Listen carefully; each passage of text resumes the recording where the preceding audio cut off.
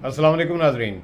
नाजरीन, आज का जो कैसे हुआ है जी, हामिद मीर साहब और मोदी जो है वो अभी तक बाज नहीं आ रहा। उसने कल फिर एक जलसे में जो है वो पाकिस्तान के बारे में कुछ बकवास की है, तो उसको बहुत ही तगड़ा किस्म का जवाब दिया है हामिद मीर साहब ने। तो आइए पहले हामिद मीर साहब की बातचीत सुनते हैं, उसके बाद बात करते हैं। रहीम अस्सलाम वालेकुम। कैपिटल टॉक में खुश आमदेद। अब तो हम जो नरेंद्र मोदी के एक घटिया बाजारी ज़ुबान पर मुश्तमिल बयानात हैं वो सुनवा सुनवा के हम आपको काफ़ी बोर कर चुके हैं। पहले लोगों को बड़ा इंटरेस्ट होता था, अच्छा मोदी ने ये बात कर दी है, मोदी ने ये बात कर दी है। तो अब तो पाकिस्तानियों को आदत हो गई और अब पाकिस्तानियों ने मोदी साहब आपको सीरियस लेना ही छोड़ दिया है। लेकिन क्योंकि आप इंडिया के प्राइम मिनिस्टर हैं और आपने वेस्ट बंगाल में जाके भी पाकिस्तान को एक दफ़ा फिर धमकी दी है, तो सिर्फ पाकिस्तानियों को बताने के लिए कि आप अभी तक अपने ज़ख्म चाट रहे हैं, ज़रा मगरबी बंगाल में उनकी की जाने वाली तकरीर का एक क्लिप देख लीजिए। पाकिस्तान समझ ले, 3 बार घर में घुस करके मारा है तुम्हें। बंगाल टाइगर की इस धरती से 140 करोड़ भारतीयों का ऐलान है। ऑपरेशन सिंदूर अभी खत्म नहीं हुआ है। चलें, आप कह रहे हैं ऑपरेशन सिंदूर अभी ख़त्म नहीं हुआ है। पाकिस्तान की हुकूमत, पाकिस्तान के अवाम, पाकिस्तान के तमाम दफाई इदारे तैयार बैठे हैं देखने के लिए कि आप दोबारा जो है वो कब अपना वो करतब दिखाते हैं जो दिखा के पहले भी आपने पूरे इंडिया को परेशान किया, बल्कि नदामत का शिकार किया और उनको शर्मसार कर दिया। ये जो मोदी साहब गुफ्तगू कर रहे हैं ये ऐसे नहीं कर रहे, इसके पीछे इनकी एक आइडियालॉजी है। ये जिस तंजीम से ताल्लुक़ रखते हैं उसका नाम आरएसएस है और आरएसएस के जो मौजूदा सरबराह हैं मोहन भगवत साहब, मोहन भगवत साहब की जो ओपिनियन है, जो उनका एजेंडा है, उसको जानना भी बड़ा ज़रूरी है। और ये जो ऑपरेशन सिंदूर है इसके दौरान मोहन भगवत ने बार बार मोदी से मुलाकात की है। मोहन भगवत साहब जो हैं, मुसलमानों के बारे में उनके क्या विचार हैं, ज़रा सुनिए। भारत के सबके सब मुसलमान हिंदू हैं, कोई अरबस्तान से आया नहीं। मूर्ति पूजा की आदत लगी है तो मजार कब्र की पूजा शुरू हो गई।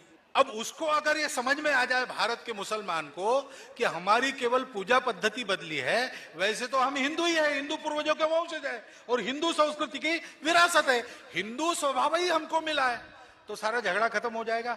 बस एक ही बात है कि इस देश के स्वभाव में जो उदारता है उसको लेना है, मतांतरण बंद करना है, कट्टरपन छोड़ देना है। तो ये जो हमारे सफ़ेद मूँछों वाले निक्कर पहनकर अंकल कह रहे थे मोहन भगवत कि भारत के तमाम मुसलमान दरअसल हिंदू हैं, ये है इनका असल ख्वाब जिसको ये हकीकत बनाना चाहते हैं। ये सिर्फ हिंदुस्तान नहीं बल्कि पूरे साउथ एशिया में, जिसमें पाकिस्तान, बांग्लादेश, अफ़गानिस्तान, ये सारे ममालिक आते हैं, यहाँ के मुसलमानों को ये हिंदू बनाना चाहते हैं। और इसीलिए जो इनके डिफेंस मिनिस्टर हैं राजनाथ साहब, वो भी आज बोले हैं। क्या कहा, ज़रा सुनिए। पाक ऑक्युपाइड कश्मीर के लोग हमारे अपने हैं। हम प्रधानमंत्री के श्री नरेंद्र मोदी जी के एक भारत श्रेष्ठ भारत के संकल्प के लिए पूरी तरह से प्रतिबद्ध हैं और हमें यह पूर्ण विश्वास है कि हमारे वो भाई जो आज हमसे भौगोलिक और राजनीतिक रूप से अलग हैं, वो भी अपने स्वाभिमान, आत्मा की आवाज और स्वेच्छा से भारत की मुख्य धारा में कभी न कभी जरूर वापस लौटेंगे। पीओके स्वयं लौटकर कहेगा, मैं भारत हूँ, भारत ही हूँ, मैं वापस आऊँगा। तो ये राजनाथ सिंह साहब जो है ना, दरअसल इनको सैयद अली गिलानी साहब याद आ रहे थे जो कहते थे मैं पाकिस्तान हूँ, पाकिस्तान हमारा है। और अब ये कह रहे हैं कि वो बहुत जल्द कश्मीरी जो हैं और आज़ाद कश्मीर वाले भी ये कहेंगे कि जी हम भारत में वापस आना चाहते हैं। तो ये दरअसल मैंने ये सारी आपको बातें इसलिए बताई हैं कि ये जो मोदी साहब रोज़ाना एक स्टेटमेंट देते हैं ना गुस्से से भरपूर, इसके पीछे उनकी एक आइडियालॉजी है जो 1925 से चल रही है। और अब शशि थरूर साहब उस आइडियालॉजी को आगे बढ़ा रहे हैं। तो शशि थरूर साहब जो हैं वो एक डिप्लोमेटिक मिशन पर हैं और इस डिप्लोमेटिक मिशन के जवाब में एक डिप्लोमेटिक मिशन जो है वो जाने वाला है पाकिस्तान से बाहर। जब आप वहाँ पे जाएंगे तो कुछ वहाँ पर आपको मुश्किल तो नहीं पेश आएगी? मोदी साहब की जो धमकियाँ हैं उनको एक्सप्लेन करने में कोई आपको प्रॉब्लम तो नहीं होगी? देखिए, आसानी पैदा होगी, उसमें मुश्किल क्या पैदा होगी? जो आपने अभी चेहरा दिखाया है भारत का, वो चेहरा अब हमें दिखाने की ज़रूरत नहीं। अगर हम कहें कि मुसलमानों पे 20 करोड़ 22 करोड़ मुसलमानों पे जुल्म हो रहा है तो शायद को माने, शायद कोई ना माने। अगर हम कहें कि हमारी बेटियां जो हैं उनकी चादरें नोची जा रही हैं, या हमारे जवान बच्चे जो हैं उनको गोलियां मार के शहीद किया जा रहा है, या छर्रे वाली बंदूकों के ज़रिए वो कारतूस चला चला के लोगों को अंधा किया जा रहा है, या गुजरात में वो जो वीडियोस चल रही हैं जो आप दिन रोज़ देखती हैं व्हाट्सएप के ऊपर कि वो बोल रहा है कि बोल, और आगे से वो उनका मजहबी नारा जो भी हिंदुओं का है वो दाढ़ी वाले लोगों को और बापर्दा शरीफ ख़वातीन को सिम ज़बरदस्ती मार मार के जो उगलवा रहे हैं। हम कहें तो हो सकता है आप ना माने, दुनिया भी ना माने, हो सकता है सब कहें ये डीप फेक है या शैलो फेक है या सिर्फ फेक है। लेकिन जब भारत के ख़ुद जो वज़ीर आज़म है या हमारे भाई मोहन भगत साहब जो हैं, जब वो अपने मुंह से कहें कि हम इन सालों को दोबारा से हिंदू करेंगे, हम दोबारा से इनका मज़हब बदलवाएंगे, तो क्या दुनिया को नज़र नहीं आता? अंधी है, गूंगी है, बहरी है, वो अपने मुंह से कह रहे हैं मैं तेरा मज़हब बदल दूंगा।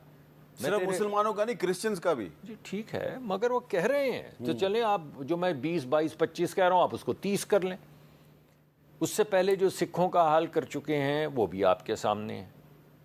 तो एक मुल्क जो अपनी ही माइनॉरिटीज़ के ना रिलीजियस राइट्स यानी बुनियादी इंसानी हक है कि आप अपने मज़हब के ऊपर चलें, अगर आप उसको मज़हब का हक भी नहीं देना चाहते, आप उसको ज़िंदा रहने का हक भी नहीं देना चाहते, आप उसको अपनी सकाफ़त के मुताबिक ज़िंदगी गुजारने का भी हक नहीं देना चाहते, आप उनके बुज़ुर्गों की कब्रों को अगर कहेंगे कि तू भी पूजा पाठ ही कर रहा है, वापस आ जा, वापस आ जा, और साथ में नारे लगवाएं बंदूक की नोक पे या बर्छियाँ उठा उठा के लोगों से नारे लगवाएं, तो फिर हमारा काम मुश्किल हुआ या आसान?